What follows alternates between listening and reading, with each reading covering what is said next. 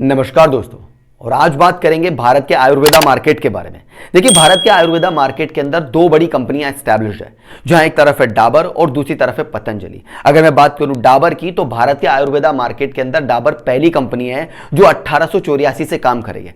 और 1884 भारत का वो टाइम पीरियड था जहां हैजा और मलेरिया जैसी खतरनाक बीमारियों ने भारत के अंदर जगह बना ली थी। तो भारतीय लोगों को इन खतरनाक बीमारियों से बचाने के लिए, प्लस भारतीय लोगों को भारत के आयुर्वेदिक प्रोडक्ट की ताकत समझाने के लिए एस.के. बर्मन नाम के इंडिविजुअल ने एक क्लिनिक शुरू किया, जिस क्लिनिक के अंदर वो हैजा और मलेरिया जैसी खतरनाक बीमारियों को आयुर्वेदिक प्रोडक्ट से ठीक कर रहे थे और लोगों के हेल्थ में इंप्रूवमेंट भी आ रहा था। फिर इस छोटे से क्लिनिक को एक फैक्ट्री का रूप दिया उन्होंने 1896 में, ताकि यहां पर आयुर्वेदिक प्रोडक्ट के प्रोडक्शन को बढ़ाया जा सके और लोगों की हेल्थ के अंदर एक बड़ा इंप्रूवमेंट लेकर आया जा सके।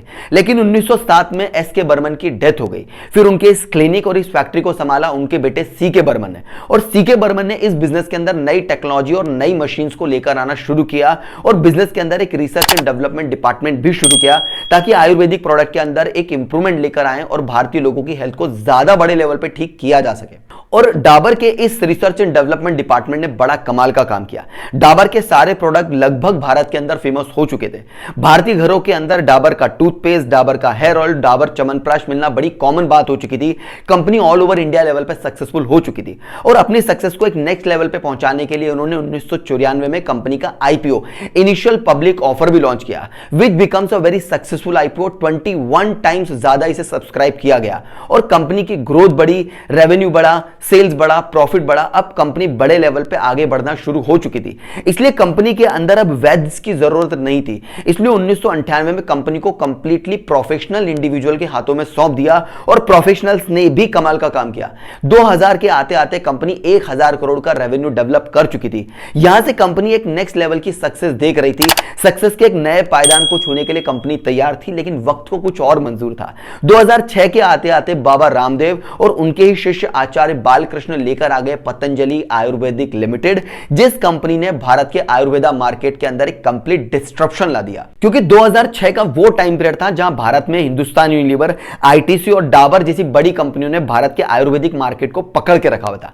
लेकिन पतंजलि आयुर्वेदिक लिमिटेड ने भारत में Ayurvedic product plus FMCG product का क्या जबरदस्त कॉम्बिनेशन लेकर आए कि बेबी प्रोडक्ट से लेकर के ब्यूटी प्रोडक्ट तक हर एक प्रोडक्ट पतंजलि एक के बाद एक सक्सेसफुली निकालती चली गई। और भारत के आयुर्वेदिक मार्केट के अंदर उन्होंने हिंदुस्तान यूनिलीवर, आईटीसी और डाबर जैसी बड़ी स्टैब्लिश कंपनियों को उखाड़ के रख दिया। क्योंकि हिंदुस्तान यूनिलीवर और आईटीसी दोनों एफएमसीजी प्रोडक्ट भी बना रही थी, इसलिए उन्हें ज्यादा फर्क नहीं पड़ा।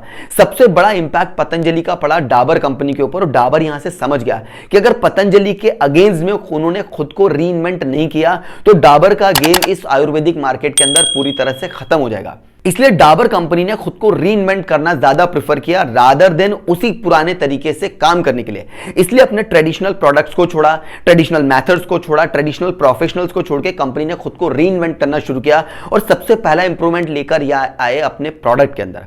अपने प्रोडक्ट के अंदर इंप्रूवमेंट किया। जो प्रोडक्ट पहले कंप्लीटली आयुर्वेदिक हुआ कर रहे थे, वो प्रोडक्ट अब आयुर्वेदिक प्लस एफएमसीजी कैटेगरी को टच के साथ पतंजलि के मुकाबले इन्होंने बनाना शुरू कर दिया। फिर अपने प्रोडक्ट की पैकेजिंग में चेंज किया, लेबलिंग में चेंज किया, प्राइसिंग स्ट्रैटेजीज को बदला, अपने पुराने ट्रेडिशनल एडवर्टाइजमेंट मेथड्स को भी बढ़ा और नए जमाने के हिसाब से ये एडवर्टाइजमेंट भी लेकर आए पतंजलि के अगेंस्ट में, जिसका बेनिफिट डायरेक्टली डाबर को मिलना शुरू हुआ। और जो पुराने कस्टमर थे उनके साथ अब डाबर के साथ नए कस्टमर भी जुड़ना शुरू हो चुके थे। तो जहां 2000 के अंदर कंपनी का रेवेन्यू 7000 करोड़ का था, वहीं डाबर का रेवेन्यू 2022 में बढ़ के 9000 करोड़ का हो चुका था।